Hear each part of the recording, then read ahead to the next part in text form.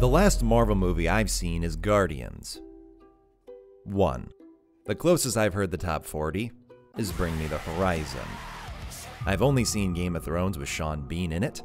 All I know about Book Talk is that it's packed with incest, and being the years later guy, I don't keep up with the latest of AAA games or online services. I'm not currently playing Call of Duty, I'm not playing League of Legends, I'm not playing Fortnite. There's no hiding it. I am that cliche. And yet, I've played Tom Clancy's XDefiant. I've played the Crew Motorfest. I've finished Far Cry 6. And I've got dozens more games from this godforsaken company installed. And I'm not the only one. I swear the only game my friend played for a year was Assassin's Creed Odyssey. The first game another friend bought for their PS5 was Assassin's Creed Valhalla. Even SkillUp linked me The Division 2. The way we talk about Ubisoft and the amount we talk about Ubisoft versus how much we engage Ubisoft doesn't make sense. Because it's not just critics, it's not just pros, and it's not just the normies, it's everybody, including me. There is something about this company, one proudly standing alongside the collection of corporations I ignore, that keep pulling me back in. And I think I finally know why.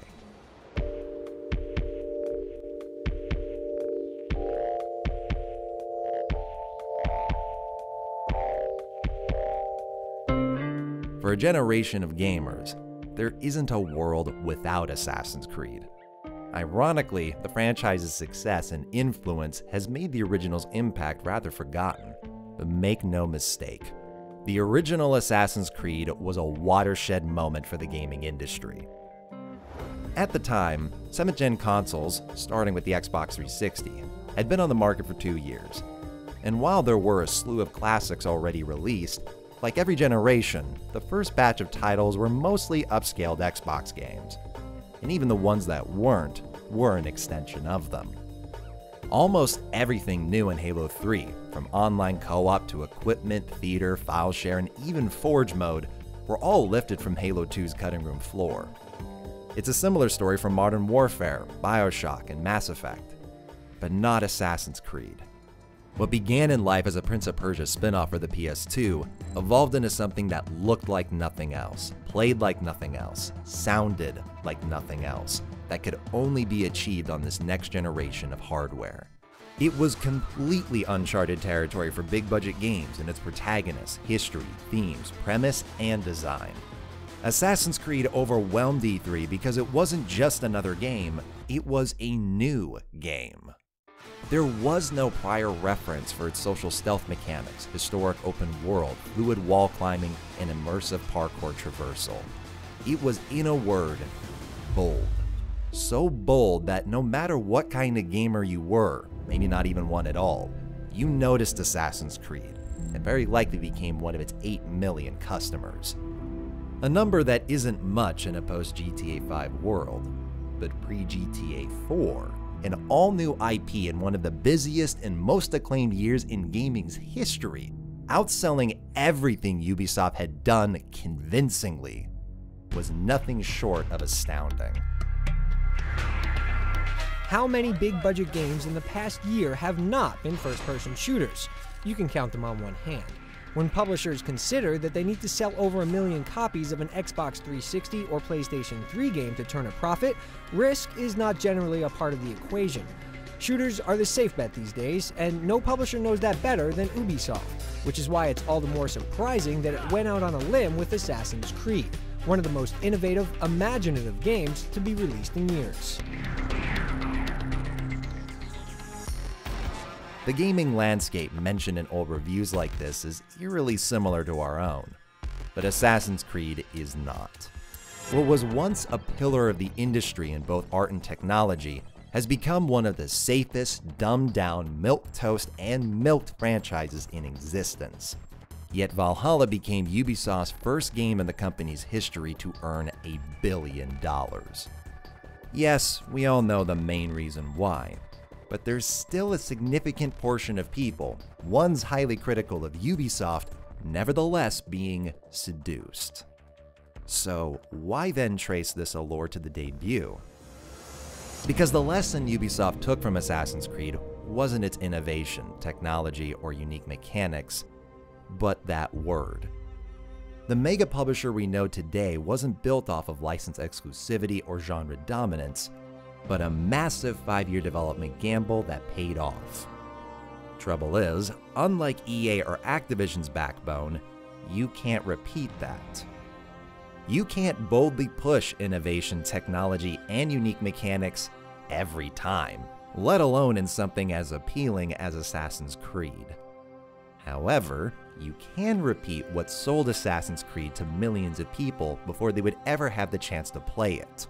The thing that made even non-gamers go, "Wow, I want to play that." The premise. Even just the game's setting, outside any mention of its usage in the actual game, was something that was almost always mentioned in coverage by major media outlets. The same outlets whose final ratings were not nearly as unified as you'd assume for a game that ascended its publisher to new heights. Reading old reviews, it becomes apparent that the score is based upon whether the game's innovation wowed a critic for its 12-hour runtime, or just one. Ubisoft Montreal's boldness inspired an industry. It also caused a lot of problems, both for players and the developers, forced to make sacrifices that ended up causing more problems for its players. But for Ubisoft HQ, this changed nothing. They recognized Assassin's Creed the game was sold by Assassin's Creed the premise. So for Assassin's Creed 2, they sold a premise that could generate even more excitement. And they haven't looked back since. Turning an open-world shooter into a 10,000 BC survival game. Building a multi-million-dollar PvP arena with swords and shields. Combating PUBG's dominance by taking inspiration from Titanfall. Converting mainstream action-adventure games into a virtual museum of ancient Greece. Having you assassinating, commanding, settling, choosing, fishing, fucking, beating, fighting, riding, rapping, raiding, and assaulting in a Viking game. These are all insane premises, ones their competitors would never consider, and yet they will put them at the very forefront of its top-level marketing.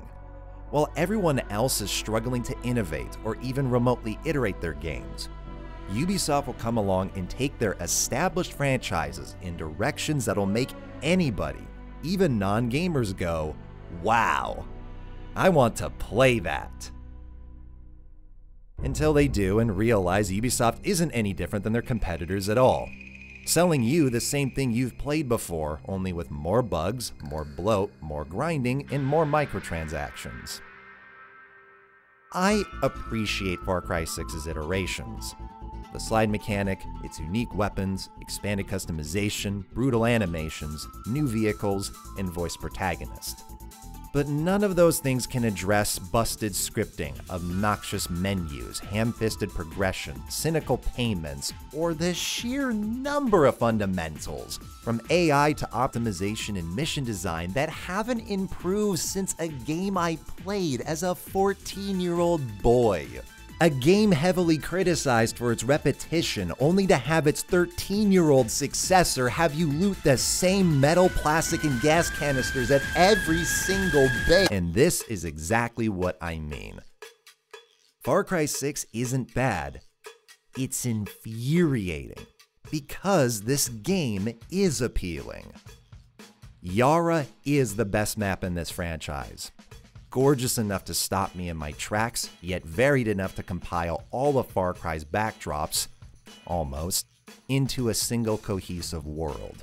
From the breadth of its soundtrack to the superbly directed cutscenes and majesty of its art style, even details down to just hearing Danny hum to songs on the radio. I've played soulless games. I've played soulless games by Ubisoft. This isn't it. But it's also not an overall improvement on the franchise's critical and commercial peak, nor its predecessor.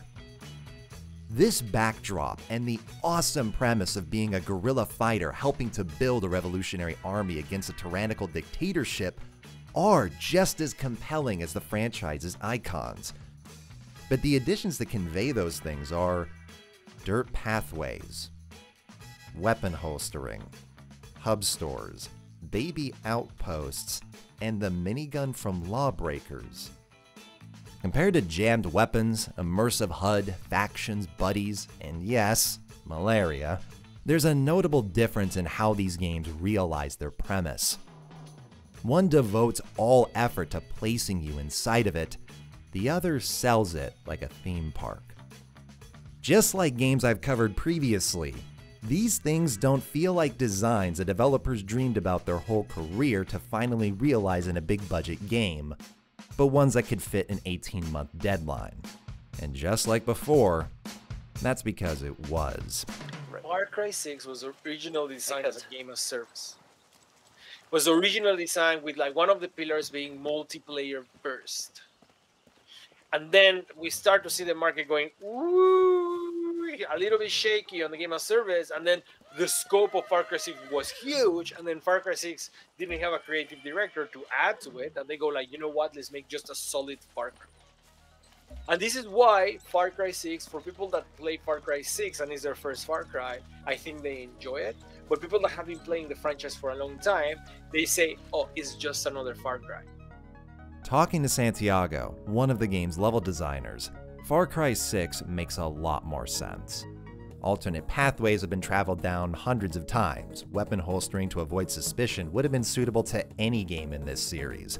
Hub stores don't feel like building a home for revolutionaries, and using pre-made drip-fed weapons don't feel like being a revolutionary. But they approximate the premise just enough to sell it. And that's why Far Cry 6 is so infuriating. It's got development artistry, or publisher cynicism. It wants to evolve, but isn't permitted to. Its originality can appear on a postcard, but not the destination itself. Any boldness in a Ubisoft game today only exists as far as it needs to cover up Ubisoft's bullshit. What is Ubisoft's bullshit? I can't imagine anybody asking this question. Endless notifications, awful introductions, awful character creator, copy-paste side activities, copy-paste game mechanics, load screens, vomiting exposition, load screens, server connections, server disconnections, bars, bars, bars, bars, filler, filler, filler, mind-numbing progression, multiple currencies, shit vehicles, obnoxious menus, pointless hub worlds, unskippable messages, and of course, I fucking love the POV camera in Riders Republic. Mountain bikes in particular, straight up might be the best sense of speed I've ever felt in a game. And I'm a Burnout fanboy. After so many years of missing out on this genre after Tony Hawk and SSX got left behind, I was excited to play a seamless co-op open-world multi-discipline extreme sports game with a group of friends. Only it never happened. Instead, we're railroaded through an opening that says, it's not about me, it's about you. Just to waterboard you with Instagrammers in a hub, shoving your face with notifications and tutorials telling you how to ride after you've been riding for 10 minutes, and with every notification or voice character won't give you control of the map. And this raises a question. Why do people who otherwise forgo games which are similarly obnoxious put up with it in Ubisoft games if all of them have their trademark bullshit? And I think there's a simple answer. Bias. I'm drawn to first-person shooters in grounded but stylized worlds with vehicles, customization, multiple playstyles, and satisfying weapons. That's Far Cry, and has been since 2008, maybe even earlier than that, back when I started. Far Cry is comfort food. Even when I'm wishing it'd do several things differently, I can kick back and fall into the groove of clearing outposts with that baseline premise serving as my hook. But I'm less interested in modern military settings. Not apathetic, they're just not my forte. As a result, Ghost Recon post-Future Soldier doesn't really hold my interest. Clue, meanwhile, he makes and hosts custom Arma missions. So he's put a bit of time in a Ghost Recon breakpoint. Because in spite of Ubisoft's bullshit, one can put up with it if the core game is their jam. which Ghost Recon is for a lot of people, and it makes sense why. Think about it. If you're looking for an open-world co-op modern military game, what are your options? Tarkov? Oh my god, the speed hackers. That had to be hacking. Whenever someone buys a Ubisoft game, it's not that they think it won't have the bullshit, only that with their biases met, it might not be enough to ruin their overall enjoyment. I completed Far Cry 6, I played dozens of hours of The Crew, I blitzed through multiple Assassin's Creeds in a week, and of course, I put 500 hours into a live service that I will never get back. Yet it's why the lasting emotion I had when walking away from all of these games was relief. Free from the notifications, grinding, and depressing constant of lost potential. Investing time into games that allow artists to use their creativity for more than window dressing, or just a game that's more interesting to talk about. Y'all are more likely to get Halo Wars years later from me than an analysis on any mainline Ubisoft game in the last 10 years. But I'll pay $10 for one. Repeatedly. Because there is an amazing premise with a rock-solid core that'll grant me glimpses of something greater its owners will never, ever facilitate. To use their budgets, technology, and talent for realizing game mechanics in a bold way that actually matters. Except when they do! And then, what's going to follow that bold, boundary-pushing technological marvel that nobody else would have dared to fund, let alone release? The safest, blandest, most cliché capitalization of that success. Are EA, Activision, or Microsoft better than this? No. They're just not so infuriating. It's not even that Ubisoft gives me hope. I've not bought a game from them in its launch year, let alone launch window, since Rainbow Six Siege. But they sell hope, and that's enough to sell. I sometimes wish Ubisoft was worse.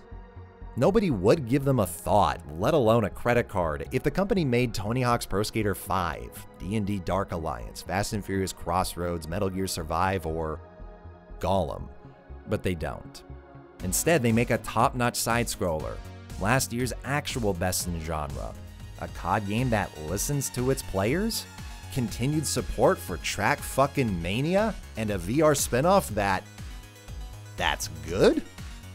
Wow! This company is really on a roll right now.